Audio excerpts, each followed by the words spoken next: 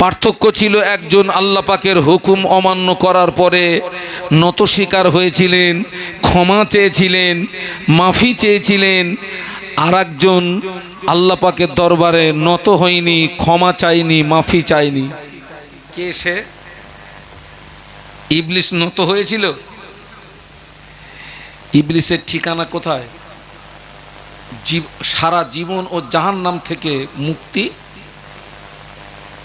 তাহলে আমরা যদি অপরাধ করার পরে, অন্যায় করার পরে, গুনাহ করার পরে আমরা যদি নত না হই, ক্ষমা না চাই, তাহলে আমার চরিত্র আর ইবলিসের চরিত্রের ভিতরে কোনো পার্থক্য? আমার চরিত্র ইবলিসের চরিত্রের ভিতরে যখন কোনো পার্থক্য থাকবে না, ইবলিসের ঠিকানা হবে যেখানে, ওই ব্যক্তির ঠিকানা হবে। আব্বাজান আল্লাহ পাকের একটি হুকুম অমান্য করার পরে তিনি নত স্বীকার হয়েছিলেন। আল্লাহ পাক আমাদের আব্বাজানের লাকজাসকে মাফ করে পুনরায় তার মনোনীত বান্দা হিসাবে কবুল করে নিয়েছিলেন। একটু জোরে বলুন। তাহলে আমরাও যদি অন্যায় করার পরে, অপরাধ করার পরে নত হই, ক্ষমা চাই, মাফি চাই, আমার চরিত্র আর আব্বার চরিত্রের সঙ্গে কি হবে? মিল হয়ে যাবে। আব্বাজানের ঠিকানা যেখানে, ওই সৎ চরিত্রবান সন্তানের ঠিকানা হবে সেখানে। একটু জোরে বলুন। আব্বাজানের ঠিকানা কোথায়? এই ছেলেরা আব্বাজান হুকুম অমান্য করেছিলেন একটা, কেঁদেছিলেন কত বছর? 300 বছর মতান্তরে 350 বছর হুকুম অমান্য করেছেন। কটা? শিক্ষা নেন, এখান থেকে শিক্ষা নেন। হুকুম অমান্য করেছেন কটা? একটা। জান্নাত থেকে বিতাড়িত হওয়ার পরে আব্বাজান আম্মাজান দুইজন জান্নাত থেকে বিতাড়িত হলেন। আব্বাজান এক জায়গায়, আম্মাজান আর এক জায়গায়। আব্বাজানের সঙ্গে আম্মাজানের দেখা নাই। আব্বাজান সব সময় রোনাজারি করেন, রব্বানা যালামনা আনফুসানা ওয়া ইল্লাম তাগফির লানা ওয়া তারহামনা লানাকুনান্না মিনাল খাসিরিন। আল্লাহ পাক, অত্যাচার করেছি নফসির উপরে, জুলুম করেছি নফসির উপরে, আপনি যদি মাফ না করেন, আপনি যদি ক্ষমা না করেন, আমি আদম ক্ষতিগ্রস্তদের দলভুক্ত হয়ে যাব। আব্বাজানের রোনাজারি, আব্বাজানের চোখের পানি আল্লাহ পাকের দরবারে কবুল হয় না। 300 বছর মতান্তরে 350 বছর রোনাজারি করার পরে মক্কা শরীফে আরাফাতের ময়দানে অবস্থিত জাবালুর রহমক নামক পাহাড়ের চূড়াতে আব্বাজানের দোয়া আল্লাহ পাকের দরবারে কবুল হয়ে গেল। এখান থেকে শিক্ষা নিতে হবে। হুকুম অমান্য করেছেন, কেঁদেছেন। আমরা সেই আদমের সন্তান, তো আমরা আল্লাহর হুকুম অমান্য করেছি কটা?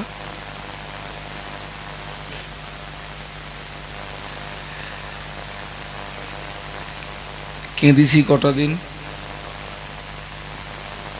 আজকে রাতে যদি মরণ হয়,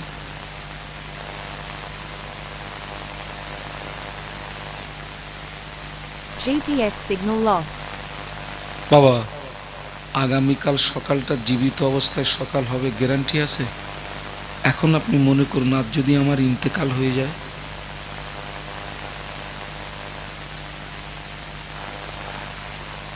আপনারা শোনেননি ফুরফুরা শরীফের যিনি বড় হাফেজ সাহেব নামে পরিচিত ছিলেন, কি নাম বলুন তো? আব্দুল লতিফ সাহেব রহমতুল্লাহ আলাইহি। আমার মুজাদ্দিদ জামানের মাজারে যাওয়ার আগে ওনার মাজারটা পড়ে। ওনার নাতি আলহাজ হাফেজ সাইফুল্লাহ সাহেব, যিনি খুব মোটা, আপনারা কেউ দেখেছেন? আহা, দেখেন পীর পীর কালিমুল্লাহ সিদ্দিকীর রহমতুল্লাহ আলাইহির বড় সাহেবজাদার নাম কিন্তু সাইফুল্লাহ সিদ্দিকী, উনি না, কিন্তু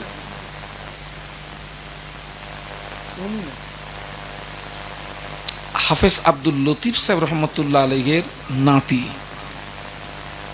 আলহাজ হাফেজ মাওলানা সাইফুল্লাহ সাহেব দিনের বেলা একটা মাহফিল করেছেন, বাড়ি এসছেন, জোহরের নামাজ পড়েছেন, খেয়েছেন, উনি একটু বিশ্রামে চলে গেছেন, উঠেছেন, আসরের নামাজ পড়েছেন, রাতের মাহফিলের জন্য বার হবেন, হঠাৎ ওই যে হেঁকচি শুরু হলো, ব্যাস 2-3 মিনিটের ভিতরেই ইন্তেকাল হয়ে গেল। বলুন ইন্না লিল্লাহি ও ইন্না ইলাইহি রাজিউন। এখান থেকে বাড়ি যাব গ্যারান্টি আছে? আব্বাজান যে 350 বছর কাঁদলেন,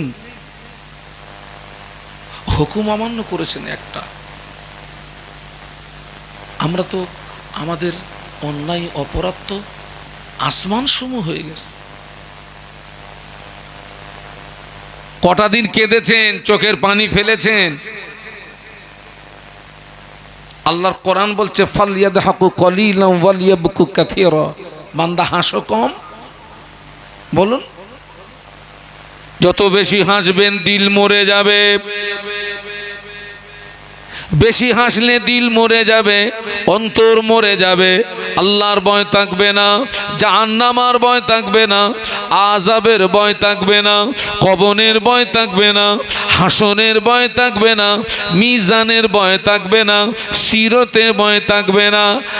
আর যত বেশি কাঁদবেন আল্লাহ পাক ওই মরা দিলটাকে জিন্দা করে দেবে। আপনারা দেখবেন বৈশাখ মাস, জ্যৈষ্ঠ মাসে জমিন মরে যায়, কি হয়? ফেটে চৌচির হয়ে যায় না জমিন। আবার যখন আষাঢ় মাস, শ্রাবণ মাসে আল্লাহর আসমান থেকে রহমতের পানি বর্ষণ হয়, ওই মরা জমিনটা জিন্দা হয়ে ওর থেকে সবুজ লতার জন্ম হয়। আপনি যত বেশি হাসবেন, আনন্দ ফুর্তি করবেন, দিল মরে যাবে, অন্তর মরে যাবে, আল্লাহর ভয় থাকবে না। এত মাহফিল হচ্ছে বাবা, সত্যি আল্লাহর ভয় আছে? হ্যাঁ, এত মাহফিল হচ্ছে, পাকা পাকা বেঈমান দেখেন না, পাকা পাকা বেঈমান, এত মাহফিল হচ্ছে। আমার তো মনে হয় কেউ যদি আমাকে একটা হেলিকপ্টার কিনে দিত,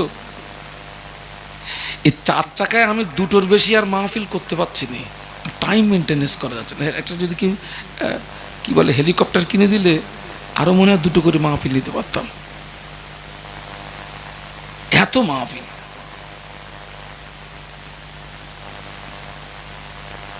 ও আমার মায়া, নবী আমার দিন দুনিয়ার বাদশাহ হাবিবুল্লাহ জনাবে মুহাম্মাদুর রাসূলুল্লাহ সাল্লাল্লাহু আলাইহি ওয়াসাল্লামের কলিজা ছেঁড়া সাহাবী হযরত আবু বকর সিদ্দিক রাদিয়াল্লাহু আনহু, যিনি হলেন আল্লাহর নবীর, যিনি হলেন মুসলিম জাহানের প্রথম খলিফা। দ্বিতীয় খলিফা হলেন হযরত ওমর রাদিয়াল্লাহু আনহু। 2 জনে নবীর ঘোষিত জান্নাতি সাহাবী। আবু বকর সিদ্দিক রাদিয়াল্লাহু আনহু নবী ঘোষিত, বলুন,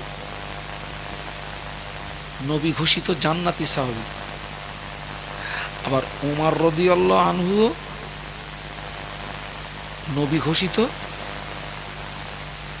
10 জন সাহাবীকে আল্লাহর নবী জীবিত অবস্থায় জান্নাতি সার্টিফিকেট দিয়েছিলেন না, GPS signal lost. যাদেরকে আশারায়ে মুবাশশারা বলা হয়।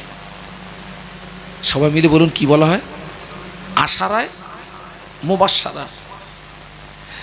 তো দুইজন নবী ঘোষিত জান্নাতি সাহাবী হযরত ওমর রাদিয়াল্লাহু আনহু একদিন আবু বকর সিদ্দিককে সালাম দিয়ে বলছেন, ভাই আবু বকর, আমি ওমরের সারা জীবনের ইবাদত আপনাকে দিয়ে দেব, বিনিময়ে আপনার একটা রাতের ইবাদত আমাকে দেবেন?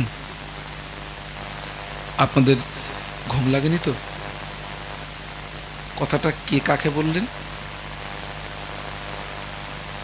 ওমর রাদিয়াল্লাহু আনহু বললেন আবু বকর সিদ্দিক হুজুরকে।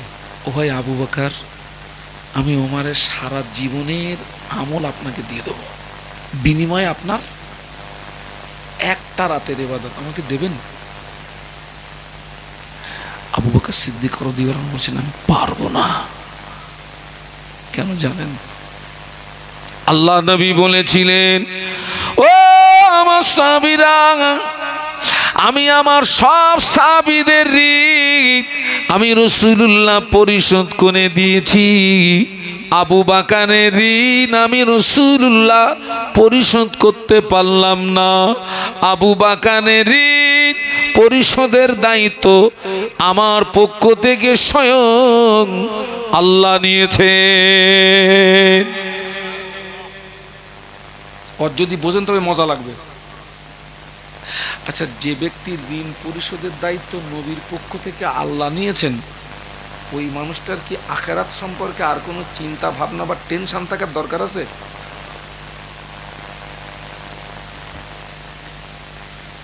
আল্লাহ নবী একদিন বলেছিলেন, ও বাবা আবু বকর, ও বাবা আবু বকর, আমি রাসূলুল্লাহ মক্কার জমিনে বেশি দিন থাকতে পারবো না বাবা।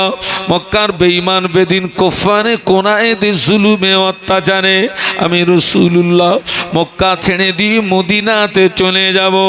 ও বাবা আবু বকর, আমি যেদিন মদিনাতে চলে যাব ওই দিন তুমি আমার সঙ্গী হবে, ওই দিন তুমি আমার সাথী হবে। এই কথাটা বলার 6 মাস পরে নবীর হিজরত হচ্ছে। গভীর রাত, নিশুতি রাত, কাফেররা নবীর ঘরটা ঘিরে ফেলেছে।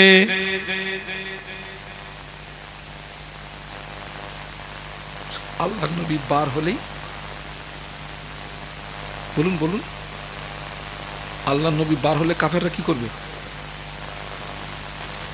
আচ্ছা, ওরা যে নবীর ঘরটা ঘিরে দাঁড়িয়ে আছে, ওরা যে এই আপনার আপনার পরিকল্পনা করে ওরা যে দাঁড়িয়ে আছে, খবরটা আল্লাহ রাখে না রাখে না? আমাদের আল্লাহ কি ঘুমায়? লা তাখুযুহু সিনাতুন ওয়ালা নাওম। আমাদের রব ঘুম থেকে পবিত্র। একটু জোরে বলুন। আমাবস্যার বিদঘুটে অন্ধকার রাতে জমিন দিয়ে যে ছোট্ট ছোট্ট পিপিলিকাগুলো চলে, ওই পিপিলিকার আওয়াজ আমার আল্লাহ শুনতে পায়। আটলান্টিক মহাসাগরের নিচে যে ক্ষুদ্র ক্ষুদ্র প্রাণীগুলো চলে, যেগুলো মাইক্রোস যন্ত্র ছাড়া দেখা অসম্ভব, ওই ক্ষুদ্র প্রাণী যখন ক্ষুধার জ্বালায় চিৎকার মারে, আল্লাহ আরশে আজিম থেকে ওদের আওয়াজ শুনতে পায়। ওরা যে এই পরিকল্পনা নিয়ে দাঁড়িয়ে, আল্লাহ পাক সঙ্গে সঙ্গে তার স্পেশাল মেসেঞ্জার শাদীদুল কুওয়া রুহুল আমিন কে, জিবরাইল আমিনকে পাঠিয়ে দিলেন। ও জিবরাইল, চলে যাও, আমার হাবিবকে গিয়ে বলো এই মুহূর্তে মদিনাতে হিজরত করতে বলো। কাফেররা আমার নবীর ঘরটা ঘিরে দাঁড়িয়ে আছে, বার হলে মেরে দেবে। আমার হাবিবকে গিয়ে বলো মক্কা থেকে এই মুহূর্তে মদিনাতে হিজরত করতে বলো। জিবরাইল আমিন আলাইহিস সালাম আল্লাহ নবীকে সে সালাম দিয়ে খবর শোনালেন।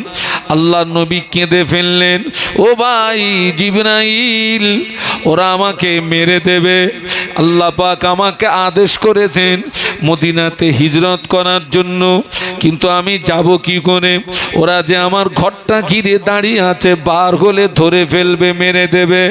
জিবরাইল আমিন আলাইহিস সালাম বলেছিলেন, ইয়া রাসূলুল্লাহ, হুজুর আপনি ঘাবড়াবেন না, আল্লাহ পাক জানিয়ে দিয়েছেন আপনি শুধু এক মুষ্ঠ বালু ওদের দিকে নিক্ষেপ করবেন।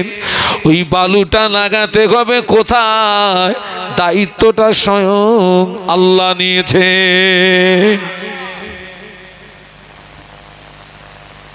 আপনার কাজ হবে শুধু এক মুষ্টি বালু ওদের দিকে,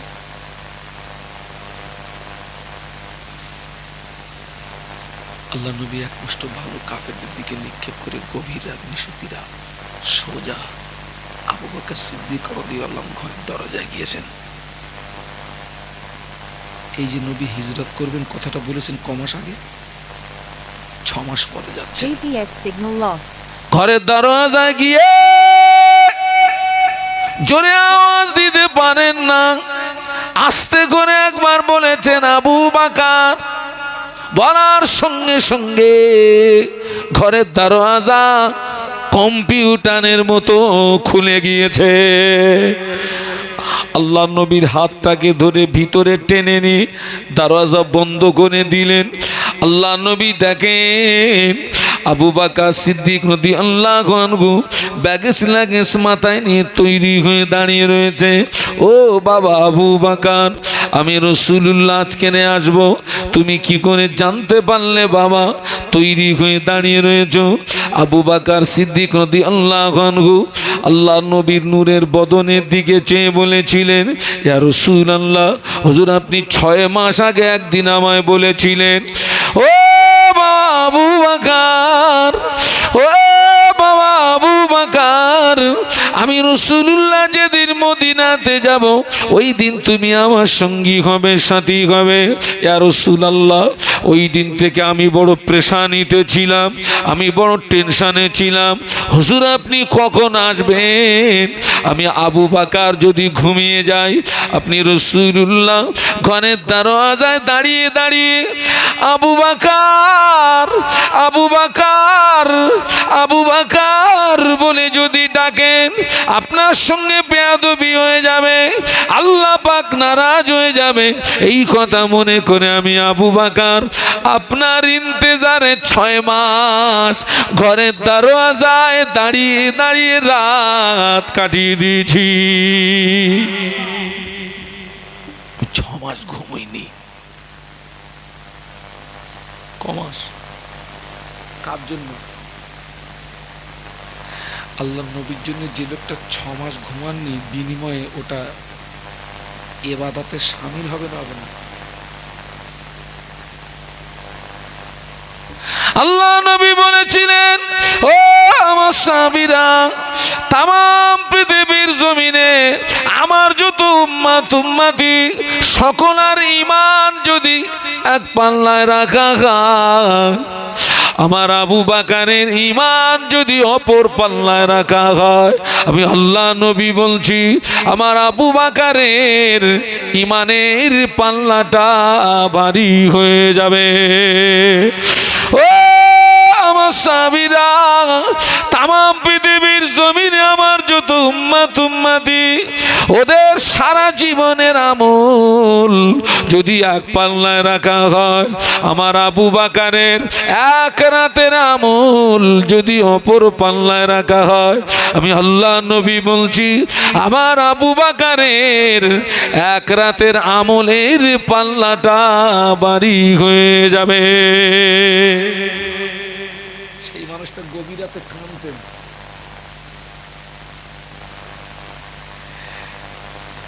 কি বলে কাঁদতেন জানেন?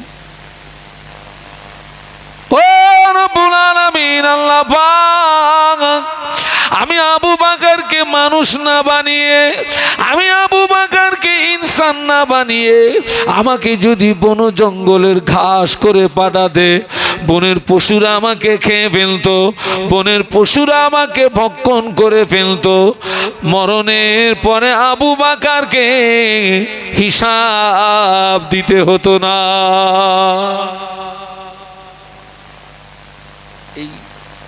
এই কথাটা বাড়ি গিয়ে ভাববেন,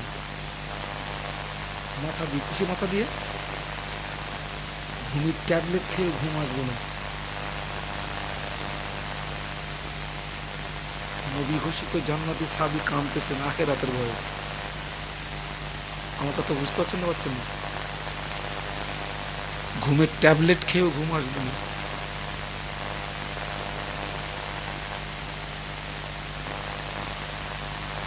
কিয়ামতের ময়দানে আল্লাহ যদি আমাদের কাছ থেকে যদি কৈফিয়াত নেন, কৈফিয়াত, জাহান্নাম ছাড়া কোনো গতি থাকবে না। আল্লাহ যদি কি নেন কৈফিয়ত।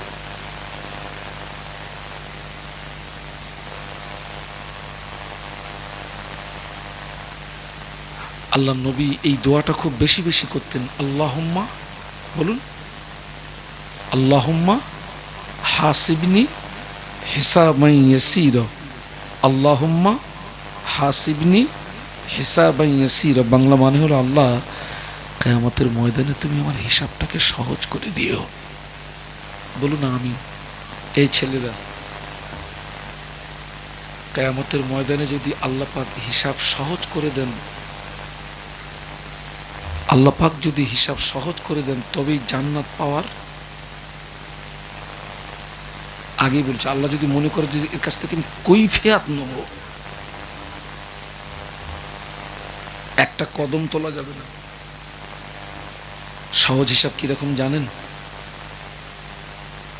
GPS signal lost. কিয়ামতের ময়দানে আল্লাহ পাক যার হিসাবকে সহজ করবেন বলে মনে করবেন, আপনারা মনে করুন এইটা হচ্ছে কিয়ামতের ময়দান। এইটা কিয়ামতের ময়দানে আল্লাহ পাক যে বান্দা বান্দির হিসাবকে সহজ করবেন বলে মনে করবেন, আল্লাহ পাক ওই বান্দাকে পর্দার আড়ালে নিয়ে যাবে। এটা সুবহানাল্লাহ বলেন না। পর্দার আড়ালে নিয়ে গিয়ে বলবে, বান্দা এই অন্যায়টা করেছিলি বান্দা, এই অপরাধটা করেছিলি বান্দা, এই গোনাটা করেছিলি বান্দা। বান্দার মনে পড়ে যাবে, আল্লাহ এই অন্যায়টা আমি করে ফেলেছিলাম, এই অপরাধটা আমি করে ফেলেছিলাম, এই গোনাটা আমি করে ফেলেছিলাম। বান্দা থরথর করে কাঁপবে, চোখ দিয়ে টপ টপ করে পানি গড়িয়ে যাবে। বান্দা থরথর করে কাঁপবে, চোখ দিয়ে টপ টপ করে পানি গড়িয়ে যাবে। আল্লাহ পাক, আল্লাহ পাক, আল্লাহ পাক আমাকে জাহান্নামায় দেবেন না আল্লাহ। আল্লাহ বলে, বান্দা রে, ও আমার বান্দা, আজ হাসরের ময়দানে তুই কাঁদিস না বান্দা, রোনাজারি করিস না বান্দা। আজ আমি আল্লাহ পাক তোকে পর্দার আড়ালে নিয়ে এসেছি। ও আমার বান্দারে যা, আমি আল্লাহ পাক আজ হাসনের ময়দানে তোর জীবনের আসমান সমূহ গুনাহগুলোকে গোপনে গোপনে গোপনে মাফ করে দিলাম।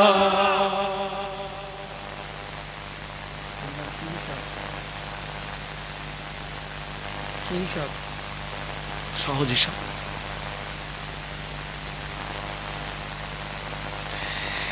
এই দোয়াটা করতে হবে বদমাইশি রানিং রেখে, না আপনার বদমাইশি বন্ধ করে। হ্যাঁ, এখন আমার যদি বদমাইশিও বন্ধ থাকে আর দোয়াও যদি রানিং থাকে, হ্যাঁ, গ্রামে পীর সাহেব এসছে, গ্রামে পীর সাহেব এসছে। আগে তো ফুরফুরা শরীফের পীর সাহেব হুজুররা কোনো গ্রামে আসলে সেখানে কি হতো, ভিড় হতো না? এখান থেকে 15 বছর 20 বছর আগে 2-10 গ্রামের মানুষ হাজির হয়ে যেত। বাবা পীর সাহেব এসছে গ্রামে, মানুষ সব কাতার দিয়ে দাঁড়িয়ে গেছে। কেউ বলছে হুজুর একটু মাথায় ফু দেন, কেউ বলছে একটু পানিতে ফু দেন, কেউ বলছে একটু তেলে ফু দেন। একটা যুবক ছেলে, ও চিন্তা করছে, আল্লাহ আমি একটু হুজুর পর্যন্ত যাব, তো এত ভিড় ঠেলে যাব কি করে, তো বিশাল ভিড়। আবার চিন্তা করছে, এই ভিড় ঠেলে যদি না যাই, তো এত মানুষের দোয়া করে হুজুর আমার জন্য আর দোয়া থাকবে? এত মানুষের দোয়া দেওয়ার পরে তো মনের থেকে নিয়ত করে নিয়েছে, হুজুরের দোয়া থাকা যাক, আমি ভিড় ঠেলে যাব না, শেষে যাব, কপালে যা আছে তাই হবে, পাই পাবো না পাই না পাবো, কিন্তু ভিড় ঠেলে। সবার শেষে গিয়ে হুজুরকে সালাম দিয়েছে, আসসালামু আলাইকুম। ওয়ালাইকুম আসসালাম। হাতে হাতে মুসাফা করেছে। মুসাফা করেও বেটা পীর সাহেবের হাত ছাড়তেছে না। তো পীর সাহেব বলতেছে, হাত ছাড়। তো বলছে, হুজুর দোয়া করেন। ওরে বেয়াদব, দোয়া করবো তা হাত ছাড় না, হুজুর দোয়া করেন। পীর সাহেব তো রেগে গেছে, এই বেটা, এই কি দোয়া নিবি বল। তো বলছে হুজুর দোয়া করেন যেন আমার একটা ছেলে হয়। কি হয়? তো পীর সাহেব দোয়া করেছে, যা আল্লাহ তোকে একটা নেক আওলাদ দেবে, যা। ও হুজুরের দোয়া নিয়ে হাসতে হাসতে বাড়ি। হুজুর দোয়া করেছে মানে? ঠিক তার পরের বছর সেই হুজুর সেই গ্রামে আবার এসছে, একই হুজুর। ওই যে গত বছরে গেছিল সবার, এবারে গিয়েছে সবার আগে। সালাম কালাম করে হাতে হাতে মুসাফা করে বলছে, হুজুর আপনি চিনতে পেরেছেন? আচ্ছা আমি এখানে ওয়াজ করছি, আপনারা সবাই আমাকে চিনবেন, কিন্তু আমি আপনাদের? ঈশা বলছে, কে রে বাবা? বলছে হুজুর মনে নেই, সে গত বছরের টানা টানি। তো পীর সাহেবের মনে পড়ে গেছে বেচা। হ্যাঁ হ্যাঁ মনে পড়ে গেছে। তো বাবা ছেলে হয়েছে বাবা? বলছে হুজুর হলো না। এই কেন? পীর সাহেব বলছে, আমি যার যার দোয়া করি কারোর দোয়া তো মিস হয় না এ পর্যন্ত। যা দোয়া করেছে তোর কপালে ঝাঁটা লাগলে কেন? পীর সাহেব খুব টেনশনে পড়ে গেছে, আমার দোয়া তো মিস হয় না। অনেকক্ষণ মাথা নিচু করে পীর সাহেব বলছে, সত্যি কথা বল, বিয়ে করেছিস? তো বলছে হুজুর বেয়াদবি ক্ষমা করবেন, ওইটা করতে পারেনি। ওরে শয়তান, হ্যাঁ ও বিয়ে না করে পীরের দোয়ালে বসে রয়েছে, কি হবে ওর? বাবা বদমাইশি যদি রানিং থাকে আর দোয়াও যদি রানিং থাকে, কাজ হবে না। বিয়ে করে বাচ্চার আশা করবা। আমি তো অনেককে বলেছি, তুই আমার কাছে আয়, শর্ত বিয়ে করে আসতে হবে। এমন দোয়া করবো আল্লাহ চাইলে তোর বছরে 2টো করে দেবে, তবে শর্ত কি? বিয়ে করে আসতে হবে আমার কাছে। ও আমার মায়েরা, আবু বকর সিদ্দিক রাদিয়াল্লাহু আনহু তাবুকের যুদ্ধে আল্লাহ নবী সাহাবীদের ডাকলেন, ও আমার সাহাবীরা, আমি রাসূলুল্লাহ দ্বীন ইসলামকে প্রতিষ্ঠিত করার জন্য তোমাদের কাছে সাহায্য চাচ্ছি, তোমাদের কাছে সহযোগিতা চাচ্ছি। তোমরা আমাকে সাহায্য করো, তোমরা আমাকে সহযোগিতা করো। নবী পাকের সাহাবীরা যে যার সামর্থ্য অনুযায়ী টাকা পয়সা অস্ত্র শস্ত্র দিয়ে আল্লাহ নবীকে সাহায্য করতে লাগলেন, আল্লাহ নবীকে সহযোগিতা করতে লাগলেন। মেয়েরা কেউ নাকের খুলে, কেউ গলার খুলে, কেউ কানের খুলে, কেউ হাতের খুলে আল্লাহ নবীকে দিলেন। আল্লাহ নবীর সামনে সম্পদের একটা স্তূপ হয়ে গেল, আল্লাহ নবীর সামনে সম্পদের একটা টিলা হয়ে গেল। আল্লাহ নবী দেখেছেন সবাই এসেছে, সবাই দিয়েছে, আবু বকর এখনো আসে নাই।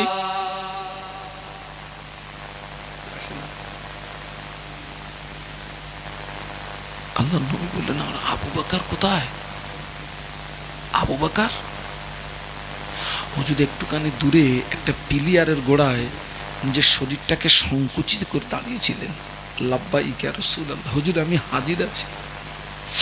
ও আবু বকর, ও বাবা আবু বকর, দ্বীন ইসলামকে প্রতিষ্ঠিত করার জন্য তুমি তো কিছু দিলে না বাবা। হুজুরের 2 চোখ ভরা পানি, হাতে একটি থলি। হুজুরের 2 চোখ ভরা পানি, হাতে একটি থলি। ওই থলিটা নিয়ে কাঁদতে কাঁদতে আল্লাহ নবী নিকটস্থ হয়ে বললেন, ইয়া রাসূলুল্লাহ, হাবিবাল্লাহ, হুজুর আমি এটি এনেছি, আপনি গ্রহণ করুন। আল্লাহ নবী থলিটাকে নিয়ে খুলে দেখে ওই থলিতে কয়েক দিরহাম পাওয়া গেল, কিছু গম বা কিছু জব পাওয়া গেল। বাবাজি অন্য সাহাবীরা যা দিয়েছেন তুলনা অনুযায়ী আবু বকর সিদ্দিক রাদিয়াল্লাহু আনহু দানটা বড় অল্প দান, নগণ্য দান।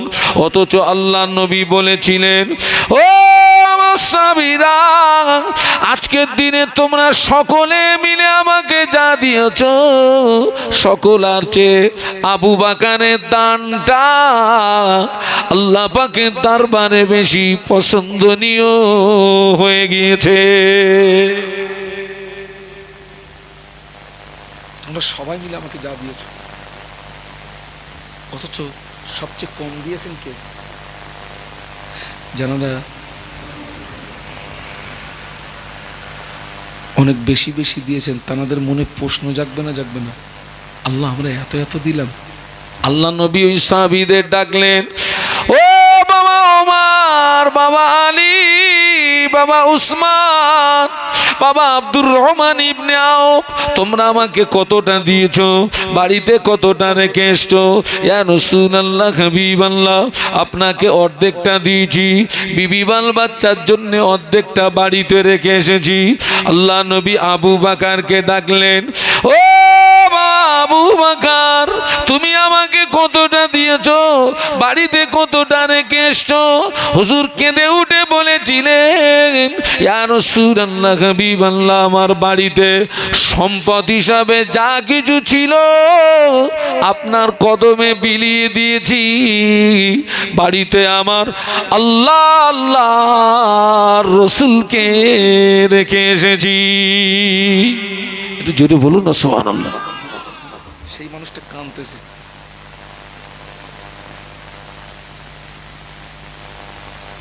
এখনো যদি পরিবর্তন না হয়, এখনো যদি সোজা না হয়,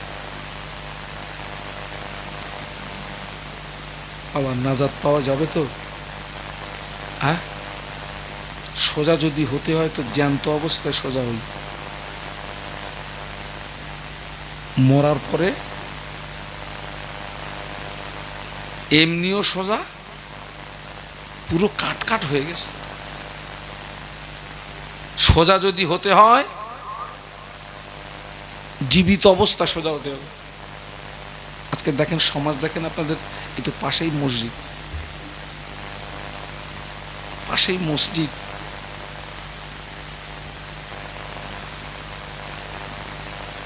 এত মাহফিল হচ্ছে, সারা জীবনও শুনেছে, সারা জীবনও শোনার পরেও বছরে দুদিনের বেশি নামাজ পড়ে না। GPS signal lost. আছে না নেই? কোন নামাজ?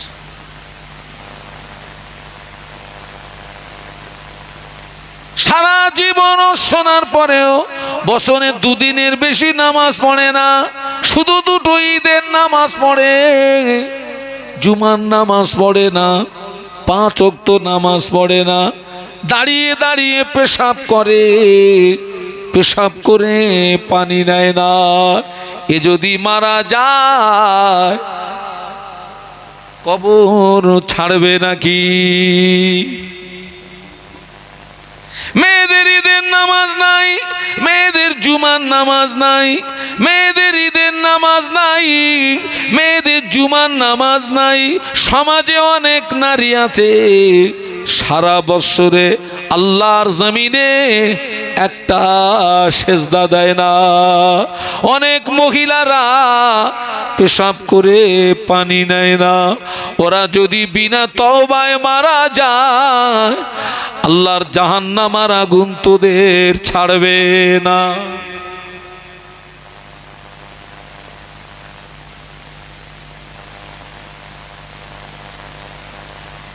এত মাহফিল হচ্ছে,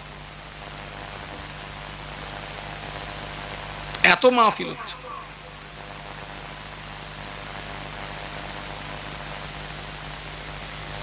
বাবা, এই যে আপনারা সব রাত জেগে জেগে ওয়াজ শুনছেন বাবা, এটা কি ইবাদত বলুন তো?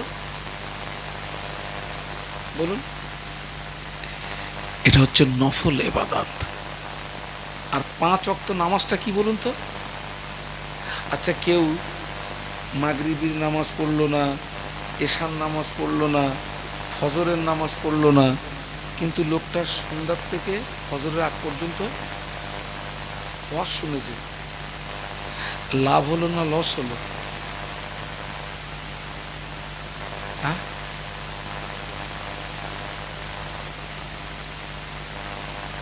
লস না?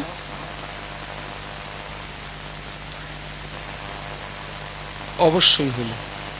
আমি ওদের উদাহরণটা এইভাবে দেবো, ওর 1 টাকা হারিয়ে গেছে, ও 5 টাকার মোমবাতি কিনে খুঁজতেছে। ও আল্লাহ, আমার পরে কি হ্যাঁ ভাই নাই একটা নাই কাজ করেন ভাই, আপনিও আসেন, দুজনে মিলে ওয়াজ করি আসেন।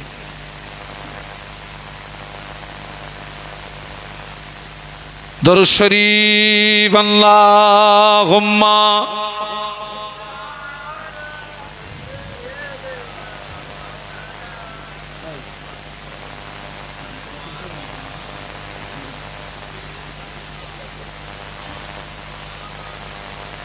এতগুলো মানুষ আর একটু মহব্বত আল্লাহুম্মা সাল্লি আলা মাশাআল্লাহ।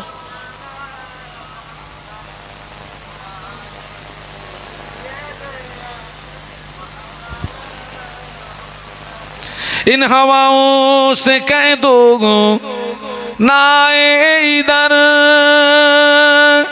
मुझको खुशबू की कोई जरूरत नहीं, जिनकी खुशबू से महका है सारा जहां, ओ खुशबू मदीने में मौजूद है। अल्लाहुम्मा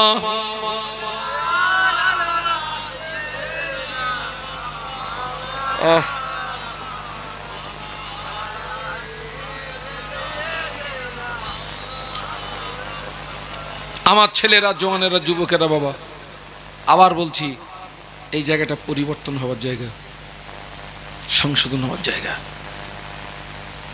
আমরা যদি এখান থেকে নতুন জীবন নিয়ে বাড়ি যেতে পারি, তবে আমার জীবনটা ধন্য। এ তো আপনি শুনেছেন মুসলিম জাহানের প্রথম খলিফা, মুসলিম জাহানের দ্বিতীয় খলিফা, কি নাম? ওমর রাদিয়াল্লাহু আনহু। যে ওমর সম্পর্কে আল্লাহ নবী বলেছিলেন, আনা খাতামুন নবিয়িনা লা নবিয়্যা বাদি। আল্লাহ নবী বললেন, আমি শেষ নবী, আমার পরে কেউ নবী হবে না।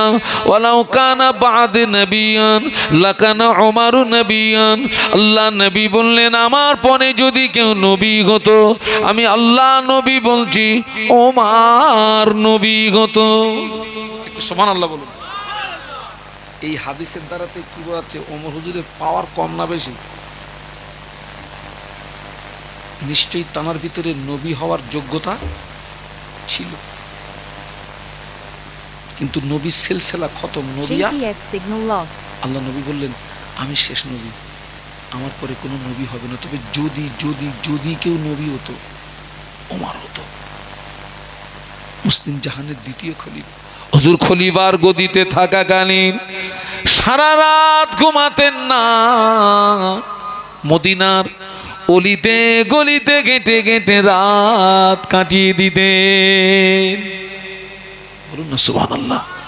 সারা সারা রাত হুজুর একদিন মদিনার মসজিদের মেম্বারে দাঁড়িয়ে এত রোনাজারি করছিলেন, এত কান্নাকাটি করছিলেন। হুজুর মদিনার মসজিদে নববী শরীফ থেকে যখনই বেরিয়ে আসলেন, অন্য সাহাবীরা জিজ্ঞাসা করলেন, ও আমিরুল মুমিনিন খলিফাতুল মুসলিমিন, হুজুর আপনি কেন আজকের মদিনার মসজিদে নববীর মেম্বারে দাঁড়িয়ে এত রোনাজারি করছিলেন কেন, এত কান্নাকাটি করছিলেন কেন? ওমর রাদিয়াল্লাহু আনহু বলেছিলেন, ও নবী পাকের সাহাবীরা, ও আমার সঙ্গী সাথীরা, আমি ওমর এখন মদিনার জনগণের রাখাল, আমার দায়িত্ব বেড়ে গিয়েছে, আমার মাথার যন্ত্রণা বেড়ে গিয়েছে। আমি খলিফার গদিতে থাকাকালীন মদিনার মসজিদে নববী শরীফ থেকে 1000 কিলোমিটার দূরে ফোরাত নদীর উপকূলে একটা ছাগলের বাচ্চা যদি না খেয়ে মারা যায়, আমি ওমরকে হিসাব দেওয়া লাগবে, আমি ওমরকে কৈফিয়ত দেওয়া লাগবে, আমি ওমরকে জবাব দেওয়া লাগবে। ওই ভয়ে, ওই চিন্তা আমার চোখের পানি গড়িয়ে যায়। কি যদি না খেয়ে মারা যায়? হ্যাঁ, ছাগল না বলো, ছাগলের বাচ্চা।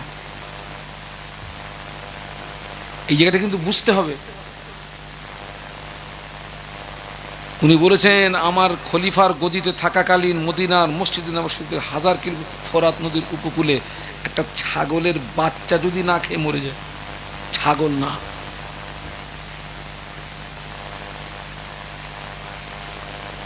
কতটা ভয় ছিল ভিতরে।